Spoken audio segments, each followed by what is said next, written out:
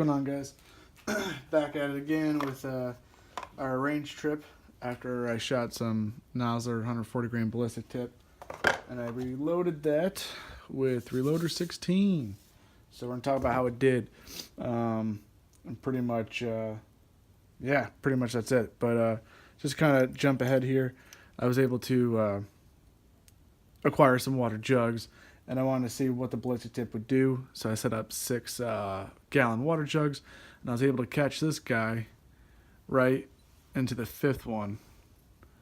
So I almost went out the fifth one, but I caught it. Not too bad. So you got pretty much that compared to that. Now, if you weigh them out, right, we're supposed to have 140 grains. Let me just start my scale here. Bear with me. Tear it out.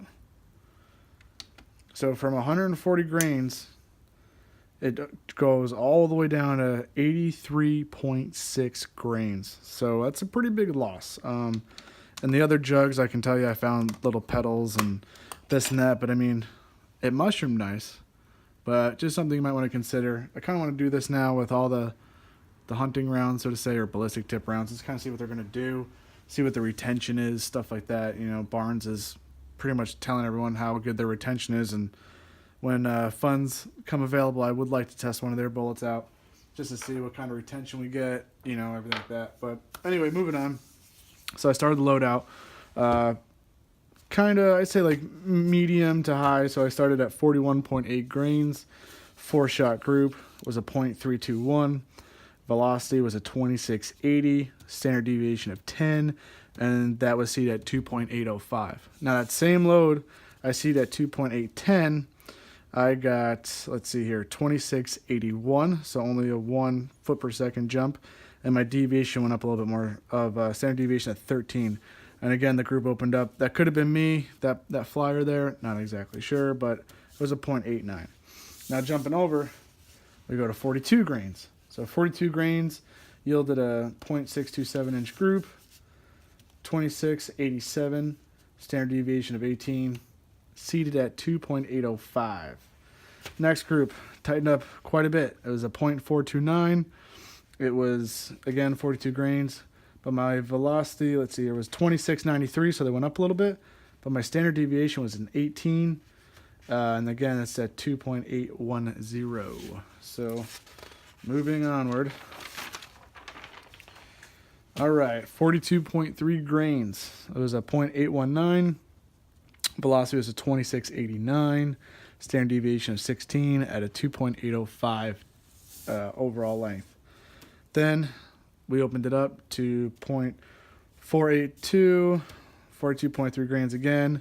Now we're hitting 2,700 feet per second finally. Standard deviation of a 4, and that was 2.810. So that's definitely a pretty solid contender there. That's a good load I might keep.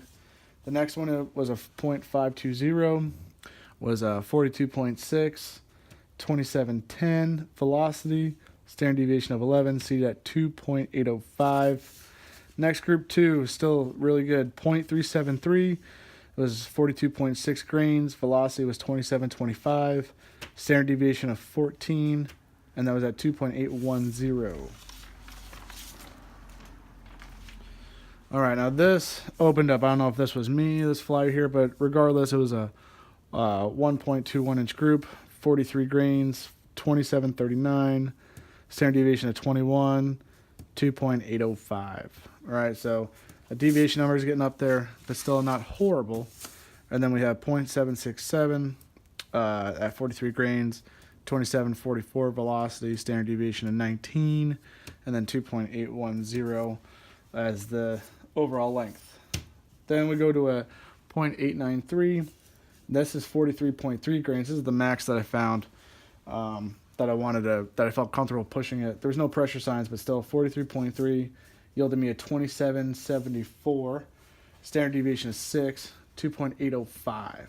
Then that same load gave me a .908, 2776. Standard deviation 19, 2.810 overall length. Now, these last two groups, I was out at the range, and some gentlemen showed up, so I was trying to hurry up and get out of their way. I felt bad. They drove a long time. So my barrel, I would say, was pretty, I wouldn't say it was too hot, but it was definitely warm. and maybe that opened those up. But still, we have more testing to do. I'm not done yet. And then obviously, we're trying these out tomorrow. Some Sierra Game Changers, 130 grain tipped Game Kings. And we're going to be pushing those with some Reloader 17. And we're going to see what we do. Now, from Sierra's load data, I did go a little hotter. I think my starting out, what am I starting out at? Let's see here. Got my little check notes right here. I'm starting out at 42.9, jumping up to 43.2, and then finishing off at 43.5. So we'll see what they do. If I can get over 28 to 2,900 feet per second, I'll be happy, just as a benchmark, and then I'll start slowly tweaking it and hopefully try to chase that 3,000 feet per second game. And yeah, other than that, I mean, the rifle's shooting great. It was a lot dirty, but I just wiped it down, but she's looking good. She's still kicking, still being awesome. You know, I love this gun. I mean, for the price, you can't beat it. And I mean, it just looks amazing. Looks amazing, performs amazing, and yeah, once I get this load developed, then I'll be out in the woods. So thanks, guys, and I'll talk to you later.